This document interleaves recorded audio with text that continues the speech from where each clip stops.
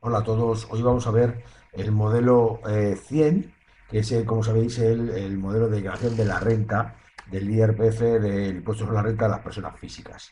¿eh? Vamos a ver cómo se rellena, es un modelo bastante amplio, muy completo y como veis he puesto el modelo de la declaración de la renta de este año, de la que tenemos que presentar ahora. Ya sabéis que se presenta normalmente desde el 1 de abril hasta el 30 de junio es su periodo de presentación. ¿Y quién tiene que presentar esta declaración? Bueno, pues todo el que tenga con carácter general rendimiento del trabajo superior a 22.000 euros con un solo pagador o con un segundo pagador menor de 1.500 euros y el que supere también 14.000 euros y con un segundo pagador mayor de 1.500 euros, ¿eh? Pues esos tendrán que hacer la declaración de la renta. ¿Vale? Luego algunas otras condiciones que tenemos como el rendimiento de capital mobiliario hasta que no supera la cantidad de 1.600, rentas inmobiliarias imputadas que en conjunto no superen 1.000 euros, etcétera, etcétera. Todos esos estarían exentos de presentar la declaración de la renta. ¿Vale?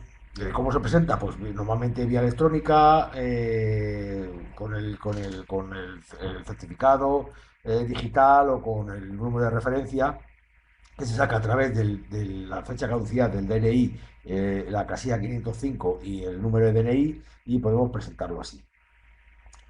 ¿Vale? Entonces vamos a empezar a rellenar el impreso y sobre todo las cosas más importantes, ¿no? Iremos viendo un poco, ya que es un impreso bastante amplio, iremos viendo un poco las cosas más importantes donde tenemos que ponerlas.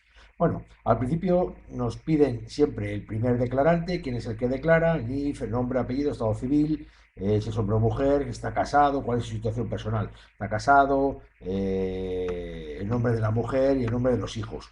Daros cuenta, y la comunidad autónoma, importante, la comunidad autónoma donde reside.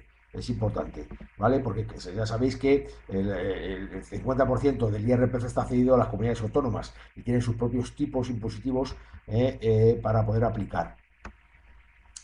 También tenemos que poner si es una declaración individual o una declaración conjunta. Ya sabéis que eso, bueno, pues ya podemos variarla cada año dependiendo un poco cuál nos interese más, un año u otro. Esta declaración individual puede ser individual si solo declara cada miembro de la unidad familiar. Ya sabéis que los miembros de la unidad familiar lo componen el matrimonio y los hijos menores de edad. Y si se hace individual, todos los miembros tienen que hacer individual y si se hace conjunta, todos los miembros tienen que hacer conjunta. Bueno, aquí tenemos asignación a actividades de interés general social, tenemos asignación a la Iglesia Católica, etcétera, etcétera, etcétera. Situación familiar, pues aquí tenemos los hijos y descendientes menores de 25 años. ¿eh? Nos van a poner, por un lado, los hijos que son menores de 18 años y que forman la unidad familiar, y aquí los hijos y descendientes menores de 25 años que conviven con los contribuyentes. Y aquí aparecen, ¿por qué aparecen los hijos o los descendientes menores de 25 años? Porque son los que tienen derecho al mínimo por descendiente. O sea, si tenemos un hijo de 23 años que vive con nosotros, va a aparecer aquí. ¿Vale? Y aquí ya, si aparecen dos, tendremos dos deducciones por mínimo por descendientes, y si aparece uno, pues tendremos uno, y si no aparece ninguno, pues no tendremos ninguno. Aquí no aparecerían los hijos menores de 18 años, que son los que forman parte de la unidad familiar. Aquí también tenemos que poner los ascendientes que conviven con nosotros por lo menos 6 meses, los ascendientes mayores de 65 años. Las condiciones son, para poder tener una deducción por mínimo por ascendiente, perdón, es que tenga más de 65 años, que no haya hecho la declaración de la renta, que no tenga ingreso mayor de 8.000 euros y que conviva contigo por lo menos 6 meses al año. ¿Vale? También aparecerían aquí. O sea, aquí estamos hablando de todos los datos personales que tendríamos. Aquí declaraciones complementarias, pues bueno, declaraciones que tuviéramos que modificar o tuviéramos que complementar o tuviéramos que añadir con otras declaraciones que hemos presentado. Bueno, y empezaríamos en la página 4, empezaríamos con los rendimientos del trabajo. Como sabéis, los rendimientos del trabajo son los rendimientos por cuenta ajena, todos los rendimientos que conllevan el trabajar a nómina. Ya sabéis que estos rendimientos pueden ser dinerarios o rendimientos en especie. Aquí todos estos rendimientos habría que poner aquí, ¿no? En la casilla 3, rendimientos dinerarios, quién es el contribuyente que consigue los ingresos, en este caso son nominativos, ¿no? Las retribuciones en especie, las contribuciones empresariales a planes de pensiones por parte de la empresa. ¿eh? Y luego tendríamos total de los ingresos que venían dando por los rendimientos dinerarios y los rendimientos no dinerarios y las contribuciones empresariales a planes de pensiones. Y a partir de aquí tendríamos pues los gastos deducibles, que son las cotizaciones a la seguridad social por parte del trabajador, las cuotas satisfechas a sindicatos, las cuotas satisfechas a colegios profesionales con un máximo de 500 euros y gasto de defensa jurídica derivados de litigios con el empleador hasta un máximo de 300 euros. Y aquí nos daría el rendimiento neto previo, que son ingresos menos gastos, estaría en la casilla 17.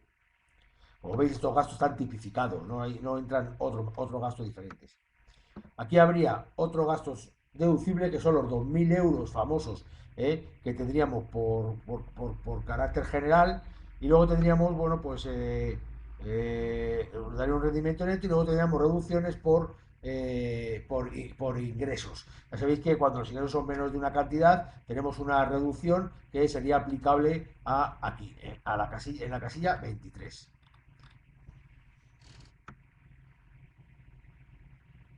Aquí tendríamos los rendimientos de capital mobiliario en la siguiente página. ¿Vale? Hemos hablado de los rendimientos de capital, perdón, rendimientos del trabajo y ahora tendríamos rendimiento de capital mobiliario de la página 5. Estos rendimientos son los que van a la base imponible del ahorro. Los otros rendimientos del trabajo son los que van a la base imponible general. Aquí tendríamos, pues, ¿qué? Intereses de cuenta corriente, depósitos, intereses de activos financieros, dividendos, rendimiento procedente de transmisión, amortizaciones del tesoro, reembolso de otros activos financieros, rendimiento procedente de seguros de vida, invalidez, operaciones de capitalización, etcétera, etcétera, etcétera. Y como gasto deducible, ya sabéis que los únicos gastos deducibles son los gastos de administración y custodia de valores, que irían en la casilla 37. Todos los ingresos irían en la casilla 3, perdón, 36 y los gastos irían en la casilla 37, que solo admite esos gastos de administración y depósito de valores negociables, nada más. Habría un rendimiento neto y luego podría haber una reducción por rendimiento derivado de determinados contratos de seguros.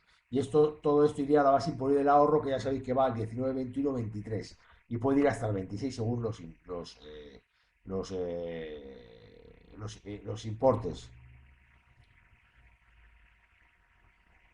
Aquí tendríamos unos rendimientos del capital mobiliario que serían integrar a la base imponible general, porque ya sabéis que los rendimientos de capital mobiliario, unos van a la base imponible general y otros van a la base imponible del ahorro. Los más habituales son los que hemos visto ahora, que van a la base imponible del ahorro. Y aquí tendríamos estos otros que van a la base imponible general, que habría que poner quién es el contribuyente que los genera, y seríamos rendimiento procedente de arrendamiento de bienes muebles o subarriendos, procedentes de prestación de asistencia técnica, procedentes de la propiedad intelectual cuando el contribuyente no sea el autor, y también rendimiento procedente de la propiedad industrial, etcétera, etcétera. Estos irían en esta página. En general, todos los rendimientos del capital mobiliario que están definidos por el IRPF, por la ley del IRPF.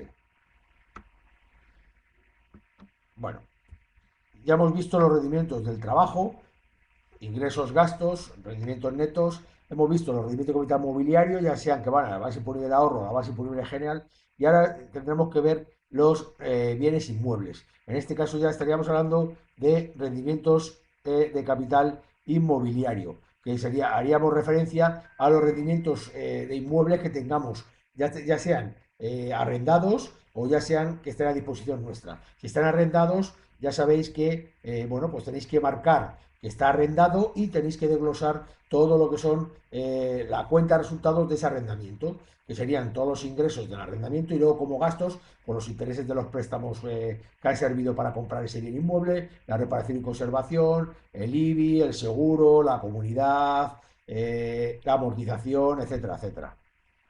Y como si están a nuestra disposición, se nos imputaría diciendo los días que están alquilados y los días, si es un bien inmueble que está alquilado y que también tiene imputación de rentas, habría que poner qué días tiene imputación de rentas y qué días está alquilado. Porque por imputación de rentas ya sabéis que te imputan 1,1% sobre el valor catastral, o el 2% si no está revisado el valor catastral.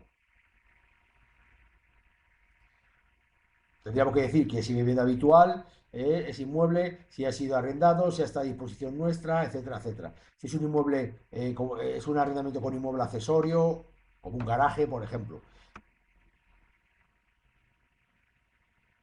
pues nos pide una serie de datos, donde nos pide automáticamente cuando nosotros hacemos en la renta web, lo que es el programa de IRPF, tendríamos que marcar, nos saldrían los inmuebles y tendríamos que marcar si es vivienda habitual, si está arrendada, si está a disposición de los titulares, etcétera, etcétera. Y nos va marcando con los valores catastrales, que son los principales valores para poder definir las imputaciones de rentas, nos iría ir marcando todos los inmuebles y nos iría definiendo cada uno conforme a su tributación. Bueno, dentro de los inmuebles arrendados nos pedirá también el NIF del arrendador, perdón, nos pedirá el NIF del arrendatario, nos pedirá la fecha del contrato y una serie de datos bueno, pues para que pueda a la agencia tributaria coordinar esos datos con los datos posibles que pueda declarar al inquilino, en este caso, y puedan cuadrarlo porque a lo mejor lo pueda introducir para como vivienda habitual para él y acoger a nosotros a la reducción del 60% y poder comprobar que ese inquilino lo está declarando como vivienda habitual y pueda tener una posible reducción. Como veis, aquí están la relación de los bienes inmuebles, viene aquí los gastos deducibles que tendríamos aquí los inmuebles arrendados, tendríamos los ingresos por un lado, como veis, ingresos computables, ¿eh? Y tendríamos por otro lado los gastos, como hemos dicho, intereses y gastos de reparación y conservación, gastos de comunidad, gastos de formalización de contrato, defensa jurídica, servicios y suministros, tributos, recargos y tasas, saldos o cobro y amortizaciones del inmueble. Para la amortización del inmueble nos pedirá el valor catastral con respecto a la construcción, nos pedirá el precio de compra y nos pedirá el importe de adquisición y nos pedirá, bueno, pues nada más. Con eso nos haría el cálculo automático. Ojo que este año ya te hace el cálculo automático la agencia tributaria mediante estos datos que te piden. Que te pide fecha de adquisición, el número de días que el inmueble está arrendado, el valor catastral del inmueble, valor catastral de la construcción, que es la parte que se amortiza, ¿vale? El importe de adquisición, porque te permiten amortizar sobre el mayor valor entre el valor catastral y el importe y el precio de adquisición. Con todo esto nos daría una cifra total de suma de rentas imputadas y una cifra total de suma de rentas arrendadas. O sea, lo que quiere decir es que cualquier inmueble que tengamos siempre tributa. Si está a nuestra disposición, iría por imputaciones de rentas, que iría en esta sección. Y si lo tenemos alquilado, tributaría por rendimiento y capital inmobiliario, que también iría en esta sección. Al final tendríamos una suma de ingresos por rendimiento de capital inmobiliario procedentes de imputaciones de rentas y procedentes de rendimiento de capital inmobiliario.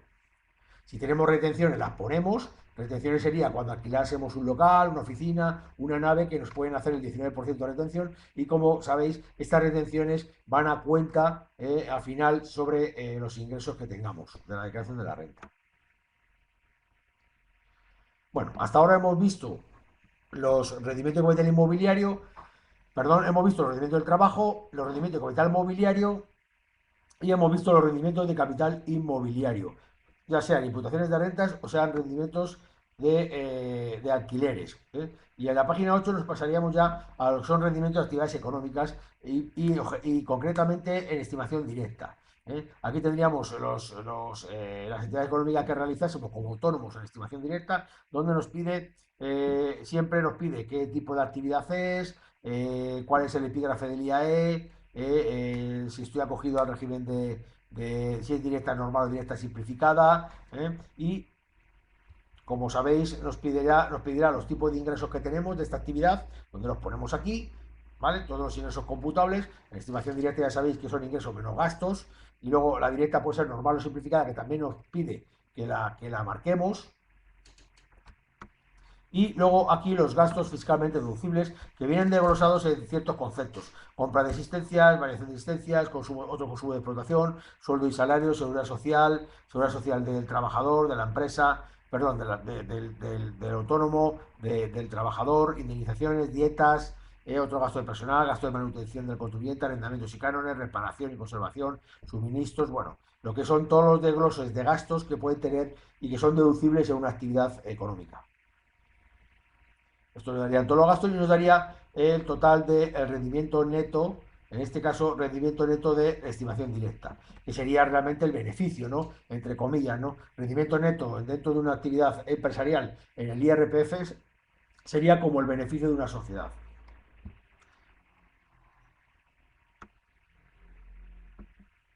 ¿Vale?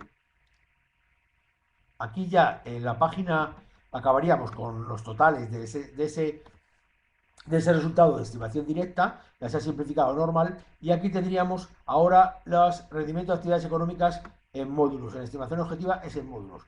¿Quién es el contribuyente? ¿Cuál es el epígrafe del IAE? Y luego el módulo que nosotros nos asignan según nuestra actividad y que, bueno, pues viene la definición, viene el número de unidades y el rendimiento neto.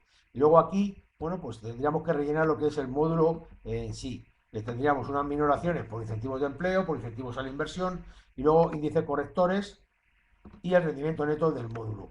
Este rendimiento neto sería igual, como hemos hablado, el rendimiento neto, igual que el rendimiento neto de la estimación directa, normal o simplificada, con la única diferencia que ya sabéis que el rendimiento neto de los módulos viene asignado automáticamente según nuestra actividad.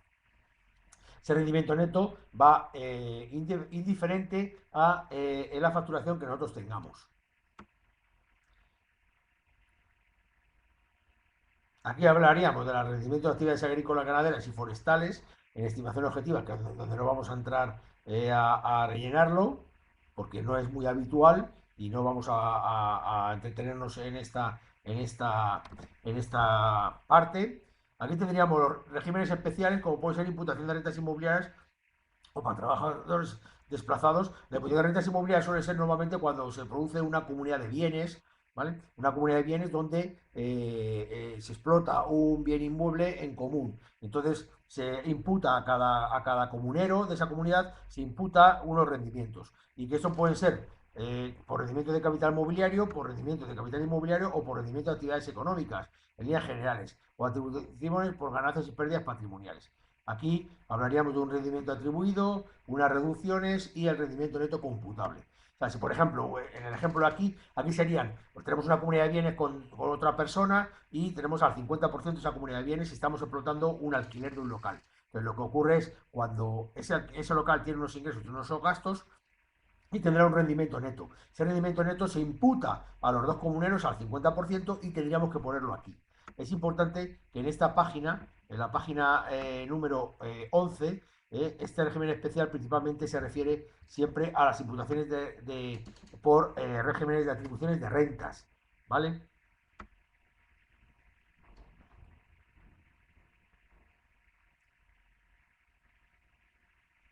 Bueno, aquí es todos los resultados, te dice si es una imputación de rentas inmobiliarias, tienes que poner qué inmueble es, qué porcentajes hay siempre para cada comunero, etcétera, etcétera, etcétera. Bueno, aquí tenemos imputaciones por derechos de imagen, que es otro tipo de imputación, ¿no?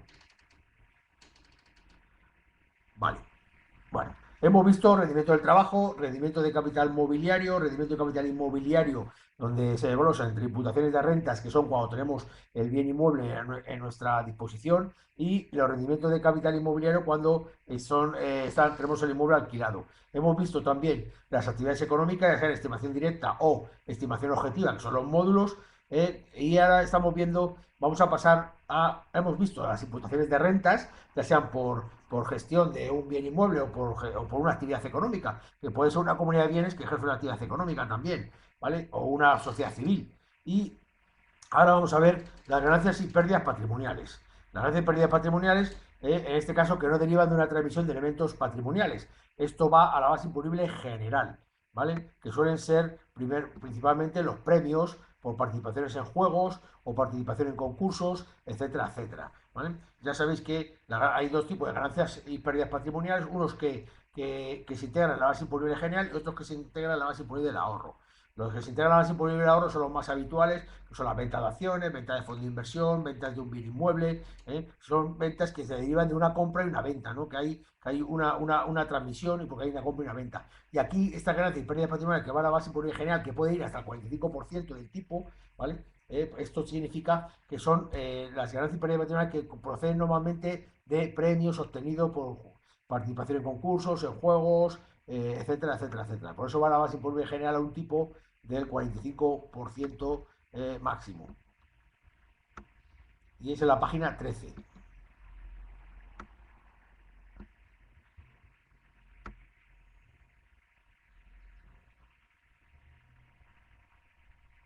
Aquí puede haber subvenciones también por adquisición de vivienda de protección oficial, ayudas públicas al patrimonio, ayudas públicas a la primera instalación de agricultores. O sea, aquí serían un poco esos incrementos patrimoniales que proceden, que no vienen por una compra y una venta, sino que vienen, te incrementan el patrimonio de golpe, ¿no? Mediante una subvención o mediante el premio de un concurso o de una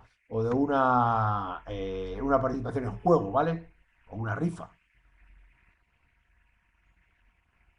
Luego tendríamos ya las ganancias y pérdidas patrimoniales derivadas de la transmisión de elementos patrimoniales, las que se integran en la base imponible del ahorro.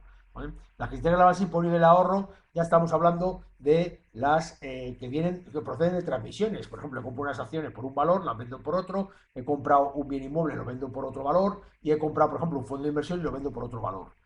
Aquí iría aquí, que aquí las empieza a desglosar por conceptos. La página 14 habla de derivadas por ejemplo, ganancias y pérdidas patrimoniales sometidas o no a retención o ingresos a cuenta derivada de transmisiones o reembolsos de acciones o participaciones de institución de inversión colectiva, ¿vale? Así como las que están cotizadas en sociedades anónimas, etcétera, etcétera. Bueno, aquí nos pedirías, como sabéis, pues nuevamente, de quién son las acciones, los datos de las acciones, quiénes son quién emite las acciones, y estaríamos hablando de el valor de transmisión y el valor de compra, y con esa diferencia nos pondría, en este caso, la ganancia patrimonial que hubiéramos tenido o la pérdida patrimonial que hubiéramos tenido. En este caso, por ejemplo, desglosado en ganancias y pérdidas patrimoniales derivadas de transmisiones de Hacienda de acciones negociadas. Pues nos pide quién es el contribuyente titular de los bienes transmitidos, pues es el marido o la mujer, cuál es la entidad emisora, cuál es el importe total de las transmisiones, cuál es el valor de compra, ¿vale? Y luego la diferencia, pues, será, si hay ganancia, pues irá a ganancias, a la base de ahorro, y si hay pérdida, pues será pérdida a compensar con ganancias, ¿vale? O en futuros años. Aquí hay ganancia y pérdida patrimoniales derivadas de derechos de transmisión, de derechos de suscripción, ¿eh? Aquí, ganancia y pérdida patrimonial es derivada de otros elementos patrimoniales, como puede ser, por ejemplo, pues cualquier otro tipo de un fondo de inversión, o puede ser una vivienda, por ejemplo, una vivienda. Aquí puede ser una vivienda perfectamente. Principalmente aquí es cuando es una vivienda, nos pide la fecha de transmisión, la fecha de adquisición, el valor de transmisión y si hay una ganancia o una pérdida patrimonial. También si estamos acogidos a la reinversión por vivienda habitual o no estamos acogidos a la reinversión por vivienda habitual. Y esto sería la página 15. Aquí lo que principalmente estamos viendo, no podemos entrar casilla por casilla, estamos viendo un poco dónde iría cada cosa, ¿no? Para que podáis centraros en cómo se rellenaría. ¿eh? Toda esta parte son las ganancias y pérdidas patrimoniales que corresponden a la base imponible del ahorro, cuando hay una compra y una venta de un producto, de un producto, como en este caso un fondo de inversión, unas acciones o inmuebles, ¿vale? Aquí podría haber cualquier inmueble. Siempre nos va a pedir la fecha de compra, la fecha de venta, el importe de la venta, el importe de la compra, y la diferencia va a ser la ganancia por pérdida patrimonial. Y evidentemente que puede haber una ganancia exenta o una ganancia no exenta si nos acogemos al régimen transitorio para las compras anteriores a 1994. Sabéis que puede haber unas reducciones de la ganancia patrimonial.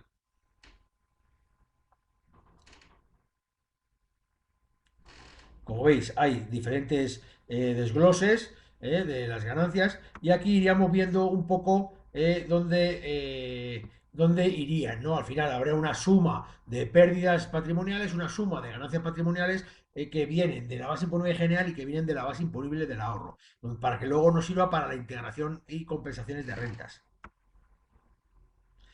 Aquí la integración y compensación de rentas es cuando podemos integrar o compensar rentas de años anteriores que están pendientes de compensar. Si aquí hemos tenido ganancia patrimonial y tengo una pérdida patrimonial de años anteriores hasta 4 años, puedo compensarla. Aquí me viene, la pongo y puedo compensarla que automáticamente ya el software de renta web, si entras, te pone si tienes algunas pérdidas a compensar de años anteriores. Entonces te las compensa automáticamente. Y es lo que siempre, cuando hemos dado cualquier curso que he dado yo, hablamos de integración y compensaciones de rentas. Aquí ya iríamos a las bases imponibles general y la base imponible del ahorro, que vienen ¿de dónde? Pues vienen de, la base imponible del ahorro viene de los rendimientos de capital mobiliario, ¿vale? Y de las ganancias y pérdidas patrimoniales procedentes de transmisiones, ¿vale? Que son los dos que van, los dos conceptos que van a la base imponible del ahorro, y la base imponible general viene de, bueno, pues de los rendimientos del trabajo, de los rendimientos de capital mobiliario que no vienen a la base imponible del ahorro, los rendimientos de inmuebles, ¿vale? Con lo que son de alquileres, de imputaciones de rentas, las actividades económicas, que también vienen aquí. ¿Vale? Las actividades económicas también vienen aquí. Entonces, aquí lo que hacen es va a hacer sumatorio de todos los conceptos que van a la base imponible general y todos los conceptos que van a la base imponible haorro. En general, vuelvo a repetir, rendimiento de trabajo, rendimiento de capital inmobiliario, rendimiento de capital mobiliario que no viene en la base imponible ahorro y rendimientos de actividades económicas. Y por parte de la base imponible del ahorro, pues, bueno, también en la base imponible general tenemos las ganancias y pérdidas patrimoniales que, como he dicho, que no proceden de transmisión, como puede ser un concurso, una subvención, etcétera, etcétera. Aquí ya nos dan los sumatorios de estas bases y luego tenemos reducciones de la base imponible. Pues, ¿qué tipo de reducciones tenemos en la base imponible? La reducción de la base imponible tenemos una reducción por tributación conjunta, ¿vale? Que es un importe que tenemos por reducción por tributación conjunta. Solo si la hacemos conjunta, tenemos esa reducción. Y luego tenemos por reducciones por aportaciones y contribuciones al sistema de previsión social. Las aportaciones a planes de pensiones, etcétera, etcétera, o las deducciones por contribuciones empresariales por parte de la empresa, que también son deducciones por nuestra parte. Aunque ya sabéis que a partir de este año solo son hasta 1.500 euros y el año pasado llegaba hasta 2.000 euros. ¿Vale? Aquí también habría reducciones por aportación y contribución al sistema de previsión social constituidas a favor de personas con discapacidad, reducciones por aportaciones a patrimonios protegidos de personas con discapacidad, etcétera, etcétera, reducciones por pensiones compensatorias a favor del cónyuge y anualidades por alimentos, excepto la de hijos, ¿vale? Y reducciones por aportaciones a la mutualidad de previsión social de deportistas profesionales. O sea, aquí estamos viendo que hay, a partir de que tengamos la base imponible general del ahorro y la base imponible general, primero, perdón, base imponible general y base imponible del ahorro, ¿vale? Tenemos unas reducciones que son de la base imponible general y que son la reducción por tributación conjunta y las reducciones por aportaciones a planes de pensiones o a mutuas. Esto nos da una base liquidable general y una base liquidable del ahorro, ¿vale?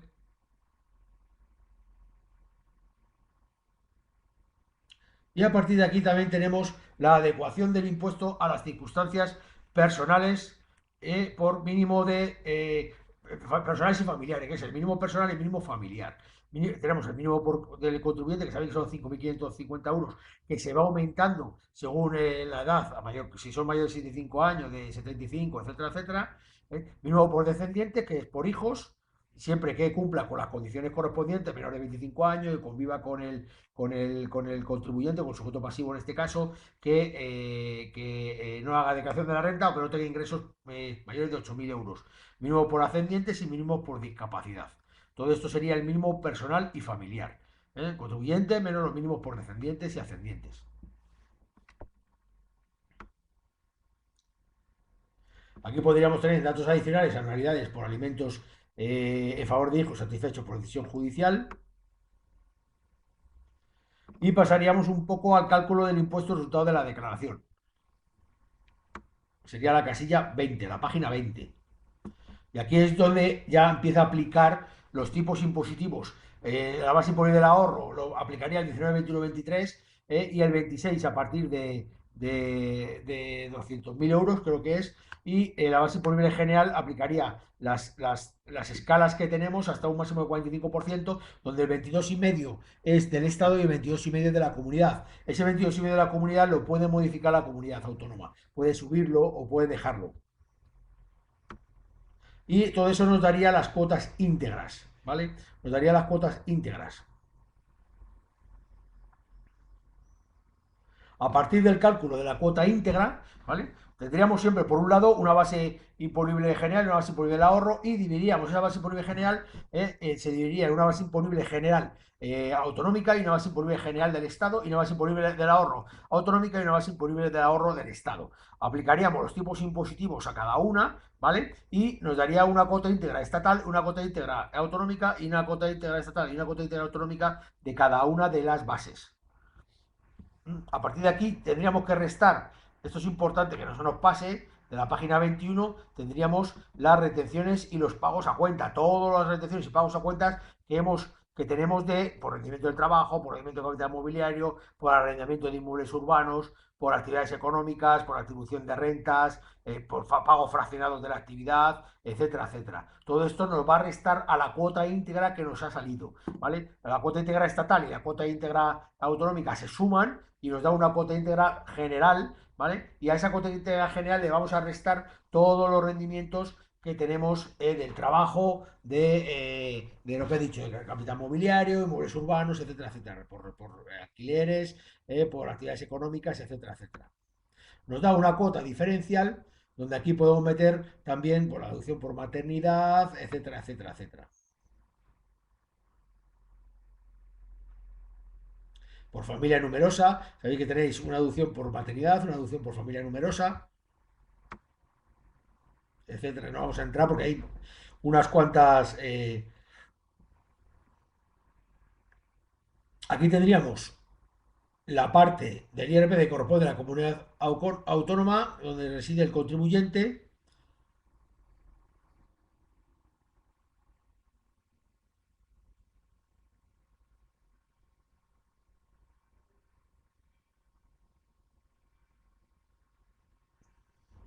Tendríamos la deducción en la página, el anexo, en los anexos, ¿vale? Tendríamos la deducción por inversión de vivienda habitual. Ya sabéis que tenemos una deducción por inversión de vivienda habitual siempre que sea anterior al 2013, creo que fue, cuando se eliminó. Entonces aquí los que han comprado una vivienda a partir de 2013 no podrán hacer la deducción de esta vivienda habitual, pero los que son anteriores sí podrán meterla, ¿no? Donde veis que en el momento que metemos la inversión con derecho a deducción nos la divide en una parte estatal y una parte autonómica. También tenemos por obra y instalaciones de adecuación de la vida habitual para personas con discapacidad, que también son deducibles, ¿eh? Y nos da una deducción por inversión de vivienda habitual, ¿vale? General. También tenemos una deducción por inversiones en empresas nuevas o reciente creación, deducción por alquiler de vivienda habitual, dependiendo de la comunidad, porque la estatal la que eliminaron, y lo único que a partir del 2015 eliminaron las deducciones por alquileres, ¿vale? Pero deducciones por alquileres me refiero a como inquilino, pero hay todos los que tuvieran contratos anteriores al 2015, ¿vale? Pues si puede seguir aplicando esas deducciones. Y luego hay algunas comunidades autónomas que sí las aplican, ¿vale? Cumplir con una serie de requisitos, tenemos que poner el NID del arrendador y el importe que hemos pagado, etcétera, etcétera. Luego, dependiendo de los ingresos y la edad, por ejemplo, en Madrid, pues aplicaría la deducción o no aplicaría la deducción. Tenemos deducciones por donativos, ¿vale? Siempre que hacemos un donativo, de todas formas, Hacienda todos estos datos, la mayoría de estos datos los tiene y los imputa en la renta web y hay que revisar que estén imputados. Deducción por inversiones o gasto de interés cultural, por rentas sociales de Ceuta y Melilla, por obras de mejora de eficiencia energética en las viviendas, ¿vale? Reserva para inversiones en Canarias, deducción aplicable por unidades formadas por los fiscales y Estados miembros de la. Bueno, estas son cosas que casi no la vamos a utilizar. Deducciones por incentivos y estímulos a la inversión empresarial, eso sí, normalmente suele ser pues para las personas bueno, pues para las personas que son autónomos y ejercen actividades empresariales, ¿vale?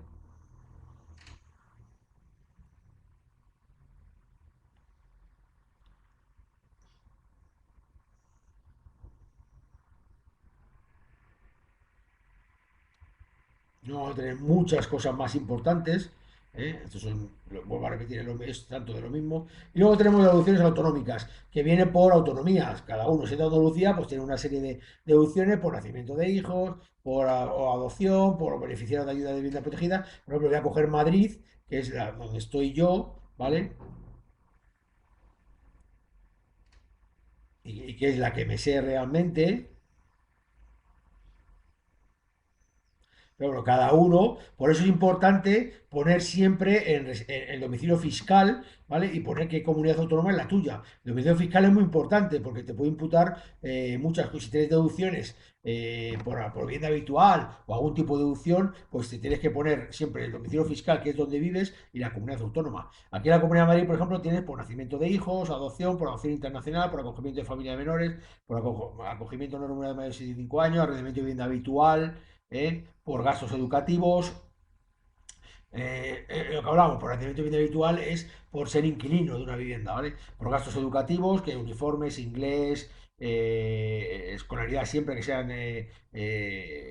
colegios privados, en este caso, por familias, para familias dos o más descendientes, por inversión y adquisición de acciones, por fomento de autoempleo, por inversión realizada, donativos a fundaciones, por cuidado a hijos menores de 3 años, etcétera, etcétera, ¿vale?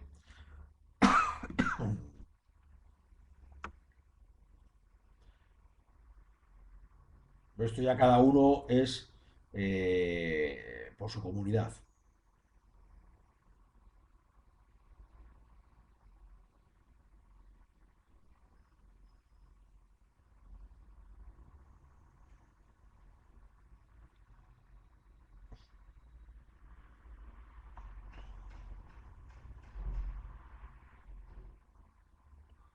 Estos son excesos que no se han reducido dentro del año y que nos han sobrado otros años y que quedan aquí, pero que en años posteriores podemos, no son informaciones adicional, inmuebles accesorios, ¿vale? Y esto sería ya un poco el final, ¿no? Ya está el documento de ingreso o de evolución, ¿no? Donde habla del primer declarante, el segundo declarante, si es conjunto, si es individual y lo que sale a pagar, ¿vale? Si es una declaración complementaria o no es una declaración complementaria y si lo fraccionas o no lo fraccionas. Sabéis que se puede fraccionar donde te cobran el 60% el 30 de junio y el 40% restante te lo cobran en la primera semana del mes de noviembre. Si lo domicilia, no domicilia y si tienes devolución y la cuenta corriente correspondiente. ¿Vale? Y ya está, no tiene más historia. Entonces, este impreso es complejo, pero que hay que ir al grano. Y si hacemos la renta web, que es bastante interesante, ojo, yo mi consejo es que os saquéis siempre la declaración de la renta, si solo hacéis que no es la vuestra, sacarla del año pasado para comprobar un poco todas las cosas que has tenido y que tienes y que no se te olviden. Sacar los datos fiscales, es importante sacar los datos fiscales, que son los datos que tiene Hacienda tuyos, ¿vale? Para poder comparar. Yo, por ejemplo, cuando hago una declaración de la renta de un cliente, pido la declaración del año pasado o la tengo yo y saco los datos fiscales de este año. Siempre como mínimo tengo que poner los datos fiscales de este año para que no se me pase ninguno, porque si hay algún dato fiscal que no pones, Hacienda te va a mandar una complementaria o te va a pedir explicaciones. Entonces, los datos fiscales son importantes. Y yo, cuando saco eso, me voy a la renta web y compruebo otra vez. Saco la renta web, importo todos los datos y me punteo con los datos fiscales y el renta web. Y compruebo que Hacienda tiene todos los datos mínimos que tiene mío, los tiene ahí. Porque luego puede haber datos como de actividades empresariales o profesionales o de alquileres que Hacienda no tiene. ¿Vale? Puede tener una retención, puede tener alguna cosa, pero Hacienda no tiene. Entonces es importante el poder rellenarlo de esa forma. O sea, que lo primero, resumiendo, lo primero que nos pide en la primera página son nuestra situación personal, viudo, casado, hijos, menor de 25 años, menor de 18, tributación si la hago individual o la hago conjunta, por eso siempre se rellena y al final el programa de renta web te va a decir cuál es la mejor opción, ¿no? Para tributar, si individual o conjunta. Luego empezamos con los rendimientos del trabajo, que son los rendimientos por trabajo dependiente, los rendimientos por trabajar por cuenta ajena, ya sean monetarios o en especie, con sus gastos correspondientes. Luego pasamos a los rendimientos de capital mobiliario, ahí que tenemos los que van a la base imponible del ahorro y los que van a la base imponible general, dividendos, intereses, etcétera, etcétera, seguros de ahorro, etcétera, etcétera. Luego tenemos rendimiento de capital inmobiliario, que pueden ser imputaciones de rentas o pueden ser alquileres.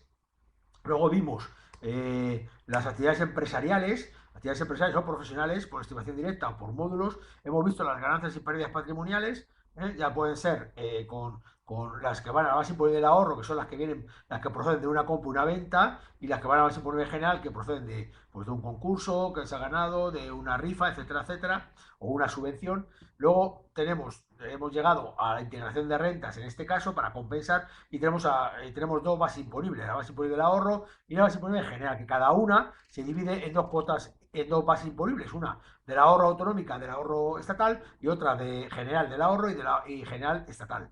A esa le aplicamos el tipo impositivo a cada una y nos da las cuotas íntegras correspondientes. Que al final esas cuotas íntegras se suman y a partir de ahí empezamos por la reducción por tributación conjunta, la reducción por planes de pensiones, reducción por donativos, por vivienda habitual, deducciones por vivienda habitual, por mínimos por descendientes, por ascendientes, etcétera, etcétera. Aplicaríamos todo ese tipo de deducciones que tendríamos en el IRPF. ¿Vale? Luego cada uno nos empezaremos a especificar, según la comunidad autónoma donde nosotros residamos, empezaremos a rellenar la que nos acogeríamos a cada una. ¿Vale? Y ya está, no tiene mucha más historia, repasarlo bien, que no se os pase nada y sobre todo comprobar que todo lo que tenéis metido es lo que tiene Hacienda. ¿Vale? Venga, pues nada más y gracias.